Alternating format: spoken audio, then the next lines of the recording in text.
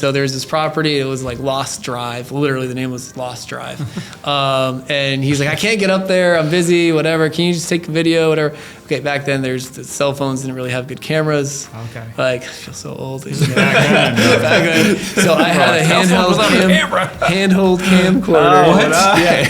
And I took a video, walked through this property. I then uploaded to YouTube as a whatever non-public link, sent it to him, and he decided to buy it.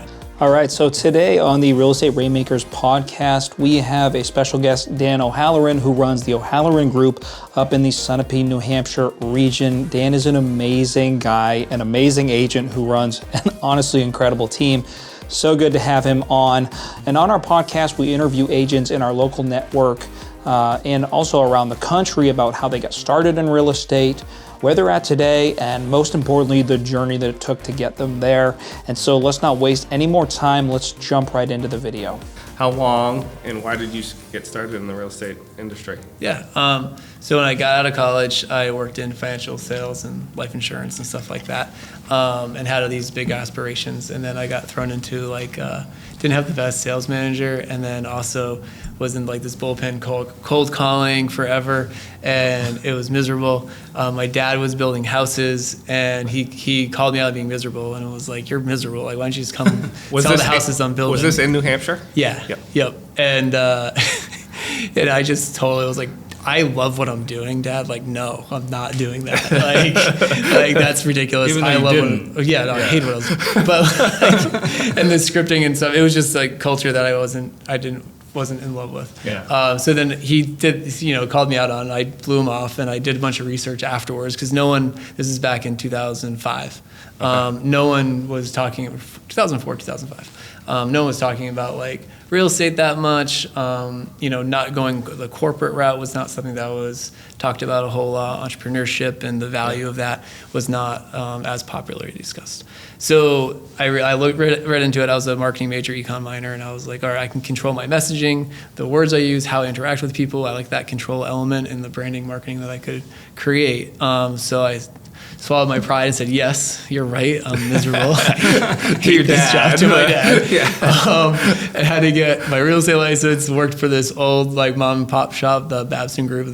Dave and Sandy were amazing. Hilarious how times have changed, because there was a book, Sandy would print out all the new listings and put it in a binder every morning and stuff. And then they got acquired by Colby Real Estate. And then they, I wasn't allowed leads or anything for over 6 months. I had to generate all my own stuff. And it was back then, everyone's like, oh, it was a hot market. I'm like, well, it was, but it was a small town. Everyone knew each other, and it looked like I just started shaving. It was not an easy slide into. How old were you when you started then? 22, 23? 23 or 4. Okay. 23 or 4. Yep. Yeah. So young. Yeah.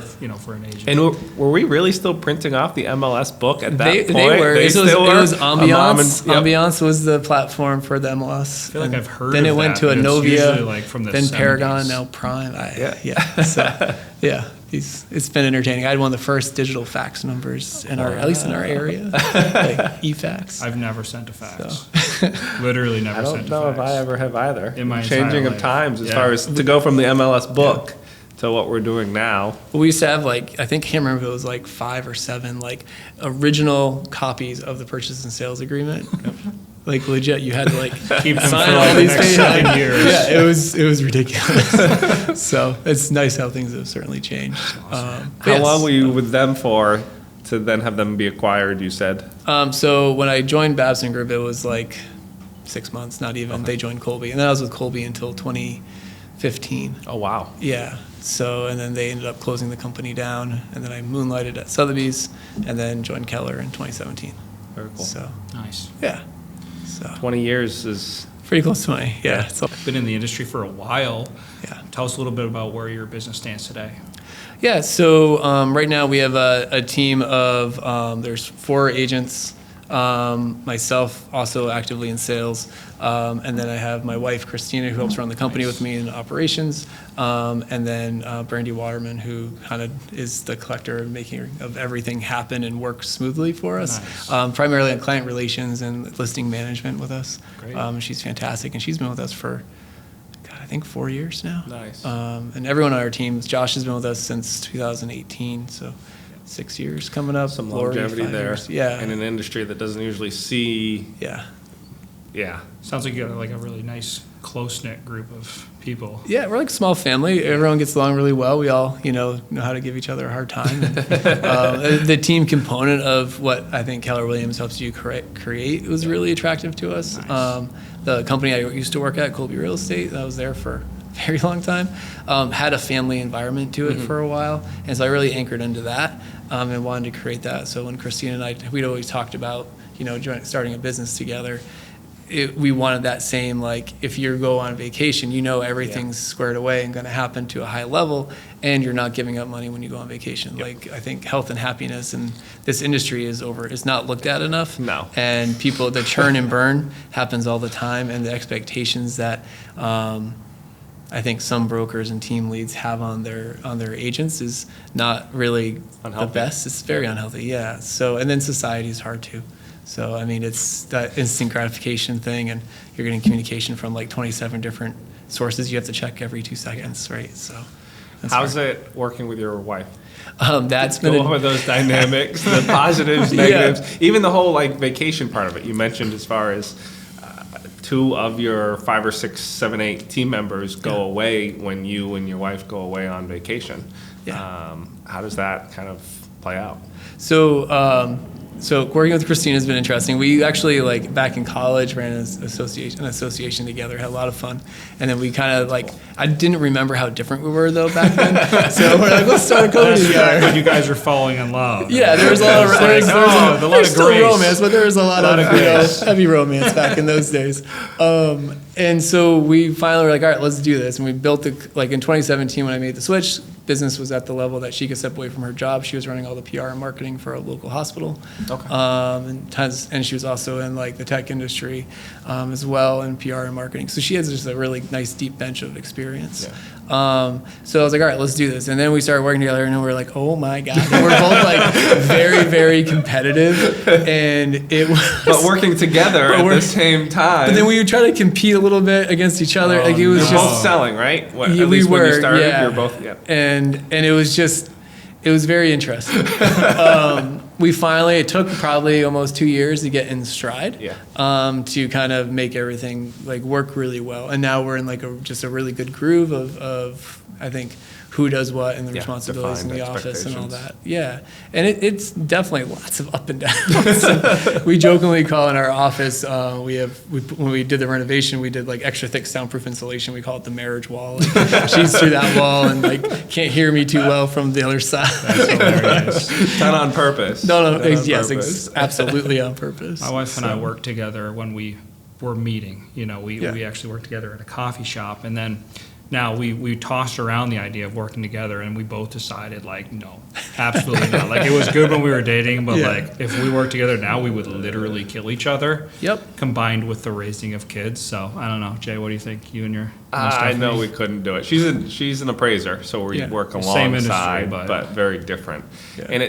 And you see it from time to time, but it doesn't seem like it's a team of your caliber as far as doing it as successfully as you guys are, husband and wife. Yeah, you guys must have an amazing marriage. We're going to be together. March will be our 20-year anniversary. Nice. Which is Congrats. crazy. Yeah. Very So she's wonderful, and I'm very fortunate that she didn't run me away when I met her at college. So she knew everything. She was a really close friend that became more, right? So and I was an oversharer. So it's just, yeah. So she made a good bad decision saying yes to me, I think. But. Yeah, well, that's cool, man. It's great that your team atmosphere is literally family, but also it creates. It sounds like it's created the opportunity for you to have a healthy life, which.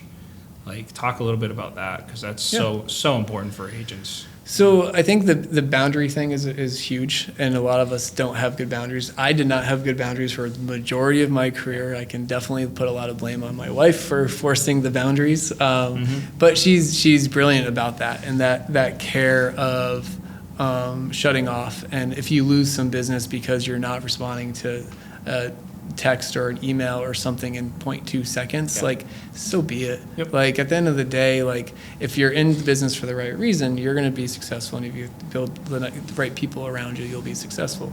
So when we like look at how we, for quality of life and structure and stuff like that, we have regular meetings with our agents to review. We do like the GPS, so like Keller Williams, like goals, priorities, strategies, right? And so everyone sets that for the year. And there's a massive personal component involved in this, not just business. And then we regularly, I meet with our agents every other week and review kind of where they're at, and also touch base on the GPS and what we're doing there. And then also prioritizing like when they're taking time off. And whenever someone goes on vacation, everyone steps in to help support for covering showings, and it corresponds with clients and stuff like that. Very nice. Same thing for when Christina and I go away. Everyone kind of rallies around. Sometimes they're happy that we're gone. I'm a bit of a control freak, so What are some of those specific boundaries that you guys have been able to either define or set that seems to be working really well for where you guys are at now? So literally, like, I mean, it's a battle with our agents and ourselves. Really, is after 6 o'clock, after 7 o'clock, like if. It's very limited that you need to talk to someone after 7 p.m. at night, and understanding that and trying to hold yourself accountable to that. Because the best part of you does not show up after 7 or later. You're certainly not going to have as effective of a conversation. You're probably exhausted from the day, depending on when you start your days. So really trying to disconnect as much as we can from that, and talking about it regularly, right? Is probably the best way. I mean, no one's perfect at it. I obsessively check my email, but my phone makes no noise. Like it hasn't made noise for 10 years. Vibrate or no notification? No noise. Like screw that. Like I would get, like, my first year in real estate, every time my phone would ring, I realized I was like developing PTSD. Yeah. I would feel my heavy anxiety. twitch. yeah. I'm like, so then I did the same thing. Everything's on vibrate, just turn it off. But I'm thinking specifically, like, I'm in a deal right now where the time zone change is different. Okay. Yeah. And it's like right when my client is getting off of work is when I'm like getting ready to turn everything off. Yep. So they're texting me and, I know it's late, but like it's like, trying to establish those boundaries. It's really, really hard in this industry, I think more so than a lot of different jobs. Yeah. And so the fact that you're, 20 years into it, still going strong, I think that, you've been able to establish those boundaries that definitely Jay needs to. I struggle in this very much so. Yeah. I will say that I have my phone, and this was an earth-shattering one, even though it sounds small. Mine is set to silent. Yeah. I never turn, unless I'm expecting something and I really need my phone on, I have it in front of me and I'm almost always able to pick up, but I don't have it on vibrate, I don't have it on ring. I will get it because I am always looking at my phone when I get it. But that has been something that I have enjoyed doing, so it's refreshing to hear. Same exact thing. Like the only notifications really that pop up on my screen is text messages, no emails. I think it's the worst thing you can do is have email notifications pop up in front of you. Yep. Our CRM will text if a lead comes in and stuff, right? So high priority things will come through via text. And email. The only reason I'm checking my phone is to make sure that our cameras don't die. Like we're literally talking about phones, and I realize it's like, oh yeah, good idea. Zero judgment. So Bouncing back to the question that Cam had asked, I know you briefly talked about the people that you have. How many people do you have in production, and what are you guys looking at as far as transactions and volume on a typical year? Yeah, so we usually are over 100 transactions, somewhere around 100, 113, I think was what we did in 2022. And all 4 agents are actively in production. Everyone's around that 20-ish to 30 sales each. Nice. I work kind of selectively with buyers, not as active with buyers, and primarily focus on our listing clients, and then generating business for our team members. So the majority of their sales it's probably close to 80% of the sales that they're closing on are business that we've generated from our team. So, nice. Yeah. And then the actual lead generation sources that you guys are using? Yeah, so lead generation is interesting. We don't use Zillow, we don't use Realtor.com, we don't use any of those paper things. The brilliance of what I have with Christina is it works very tight with our website company. We have an SEO plan with them and marketing plan with them. Nice. So we're on Google AdWords heavily and tons of strategic SEO content, stuff like that. Nice. So when you look at like how to position yourself for leads coming in beyond your normal like referral networks. We have a really strong presence, and we have a ton of content on our website. We have a visitor's guide. Nice. We do monthly stats every single month. Like we have posts that we've written up about buying land, buying waterfront.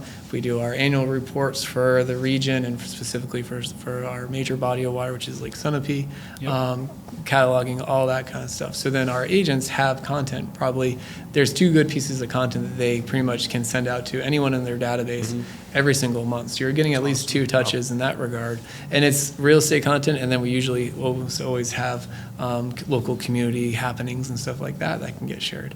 Right, so we're creating this, like, sometimes when there's no listings, like current market, where it's a lot tighter, you're like, what the hell else do I send them, man? I just want to say, hey, I'm alive, but like, there's nothing out there. So, but we are all, like, we should be leaders in our community. We should know what's going on. So we try to empower our team to know what's going on, invite their clients to different events that are happening, be aware of what's happening locally, and then be very active in sharing and being excited, or they should be excited about what's going on. Like one of our local, like, nano breweries was doing, like, they had this, it's hilarious, this guy turned a school bus into a pizza food truck, right? Cool. So it's called Pizza Hero, and he went and he had them at their nano brewery, and they had a dog rescue organization there with puppies. Like, so pizza, beer, and puppies. Like, what more could you? Someone's gonna like someone's one of gonna those want to do that, things. you know? Like, Two or three, 1 of 3. It's or not all a bad 3. day. Like, That's awesome. I love that, the community approach, and especially like targeting. So you have a lot of lakefront, so you're targeting SEO for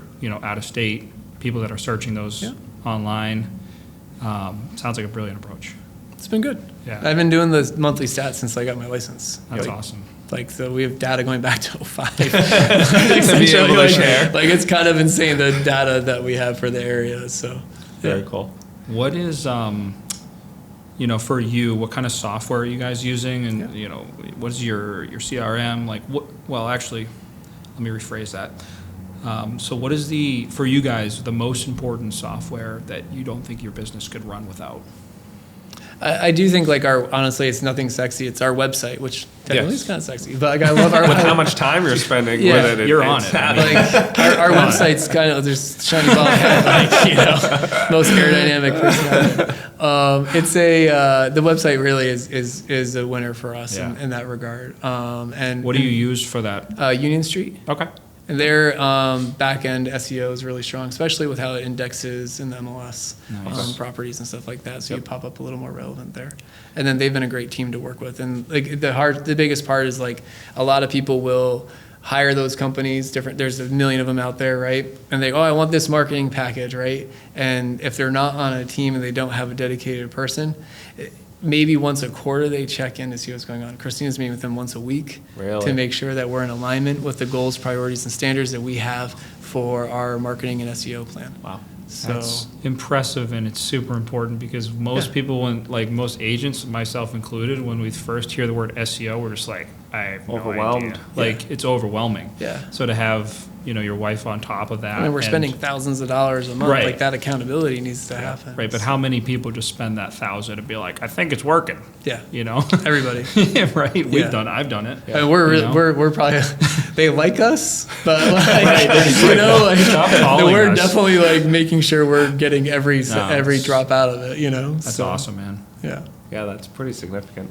Follow-up Boss is what I use for our CRM. Same. So Follow-up Boss. Yeah. How long have you fantastic. been with Follow Up Boss? This is our second or third year with it, and loving it. And we just did a whole realignment of our SOPs for lead follow-up and our smart lists and stuff. And it's in I'm wicked pumped just on how we've structured it, because it's way more logical, and that accountability that comes with it, and it's just all at the right level that I'm like super excited about for the team. So Very nice. Yeah, that's great, man.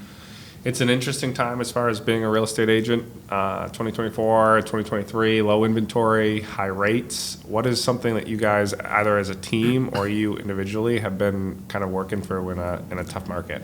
Yeah, I think the biggest thing for our team and industry as a whole, like, I mean, you have the usual shrinking of the market from inventory, the rate pressure that's there, and 10 bazillion realtors, right? This we're entering the grand exit, which honestly is not a bad thing. A lot of people got into real estate for the wrong reasons, which is my own pet peeve. You should get into it to help people make great decisions around real estate. Like that's been our core is giving people the best information possible so they have confidence in the decision they make. And that's why you should be in real estate. Not to show a fancy house and get a big commission check once, right? And to do your job efficiently and effectively. And as a fiduciary, like there's a lot of information you need to know and be proactive about. Right? Can you say that one more? Is it a mission statement or a value statement that you guys have as a team? Yeah, I mean, one of our core value is to help people make great decisions around real estate. Yep. Smart. Like simple, right? And then honest integrity, all the usual stuff that a nice normal human should have. An ethical business practice. Yes. Yeah, client first, you second. It's not about, like, I've always looked at it as like, it's not about like the commission, it's about them making a good decision. If I focus on that every day, I'll be fine financially. Yes. Right? And that's how we approach everything. 100%. If you end up focusing on the commission, Yeah. the worst thing that could happen is that the client closes and then hates it because you've spent so much time trying to push a deal through. Yeah. And And they feel like you pushed them into this bad decision. Real estate should always be a good decision. Right. With An a lot of information-based decision. Well, I had interrupted you as far as the question as far as biggest challenge for real estate professionals. Oh, sorry. And you were talking as far as like the great grand exit, which hopefully we will be seeing in the near future. I think I saw a stat that said 2% reduction year over year in real estate agents, and maybe that's wrong. But hopefully soon we will be seeing.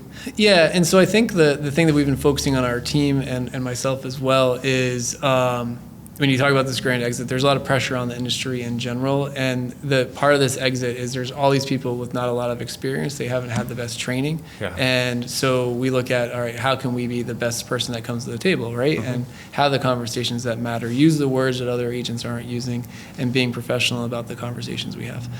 So we've been really hammering down on practicing the words that we use and having those conversations with our clients that will clearly set us apart from someone that doesn't know what they're doing or has sold one house, right?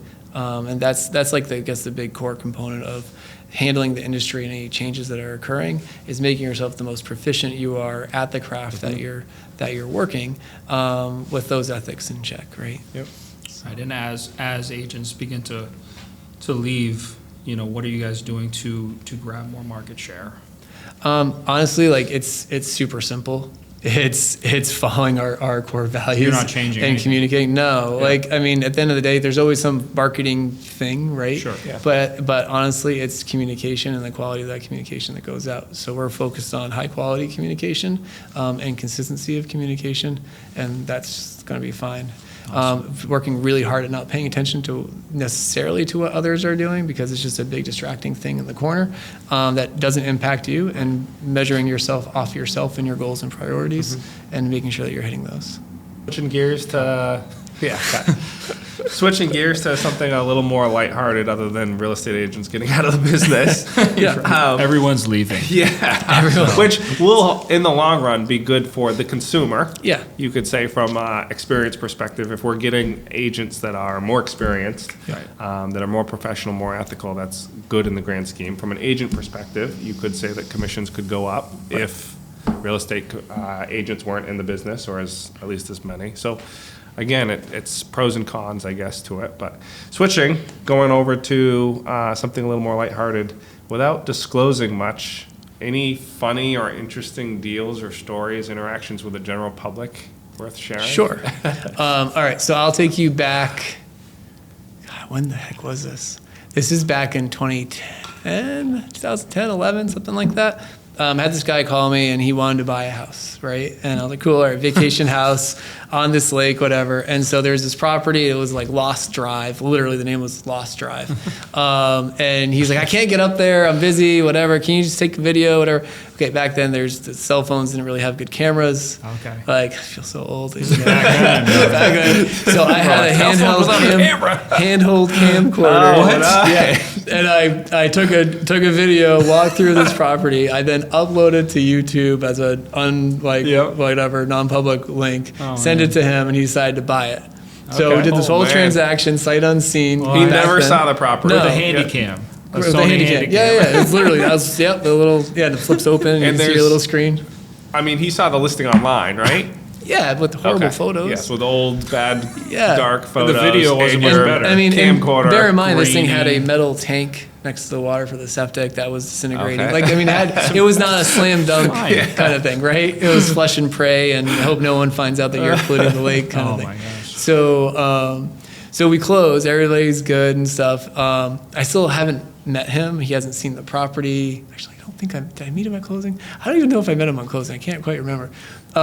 He ends up like finally calling me like a week or two after closing, and I'm like, oh crap, like hope Something it's okay. bad. Like I've been Yeah. like He doesn't on like pins and it. needles waiting for like the grand reveal when he Yes. actually gets there. Right. And they call because they couldn't find the house Really? on Lost Drive, and he's lost trying to find Lost Drive. So, Can't find the house I Yeah. just bought. yeah. Oh, man. That's funny. So that's my safe story that I Safe can story share. to There's share other here. ones Yes, in the I'm sure. archive, but that one's a pretty one. So he did end up seeing the house. Yeah, loved it, eventually. renovated it, Okay. like, okay. yeah. So it ended happy. Yeah, that was great. yeah, Feel good, clean story for the, yeah, for the clean. podcast. Not that other one. Very nice. Cool. Well, Dan, thank you so much for coming on today. Like, truly appreciate it. I learned a ton. I know Jay definitely learned a ton. Boundaries. Yes. Boundaries. Turn that phone off. Get it on silent. And yeah, man, keep up the good work. Thanks. And congratulations to you and your wife and your whole team.